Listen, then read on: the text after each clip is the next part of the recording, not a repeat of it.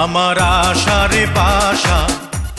ঢালিউডে একটা অলিখিত নিয়ম আছে, কোনো নায়ক বা নায়িকা যদি কিছুদিন সিনেমায় না থাকেন তবে তাদের দর্শক দুই ভাগে ভাগ হয়ে যান। একদল বলেন তিনি শেষ, আরেক দল বলেন না না কামব্যাক হবে।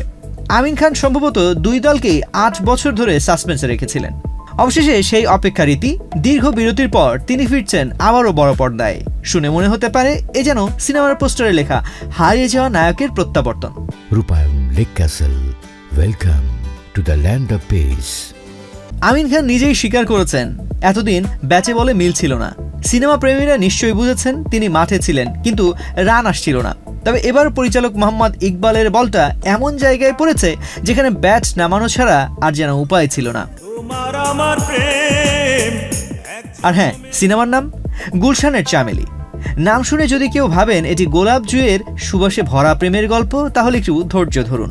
গল্পে আছে রাজনীতি, ক্ষমতার অপব্যবহার, অভিজাত সমাজের মুখোশ আর এক যৌনকর্মীর নির্মম বাস্তবতা।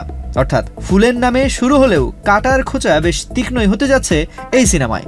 কিন্তু মজার বিষয় হলো এই সিনেমায় তারকাদের তালিকাও কিন্তু নেহায়েতই ছোট নয়। আমিন খানের সঙ্গে থাকছেন কলকাতার মধুমিতা সরকার, আজমেরি হক বাঁধন, রোজিনা, ওমর সানি, মিশা সওদাগর সহ আরও অনেক পরিচিত মুখ।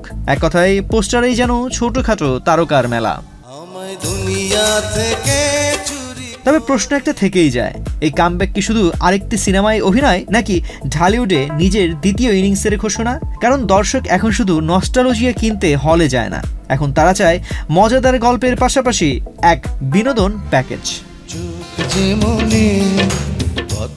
সবকিছু ঠিক থাকলে নভেম্বরে শুরু হবে শুটিং। এরপরে বোঝা যাবে দীর্ঘ বিরতির পর আমিন খানের এই প্রত্যাবর্তন শুধু পুরনো স্মৃতিতে হাত নাড়বে, নাকি নতুন প্রজন্মকেও বলবে হিরো এখনো ফর্মে আছে।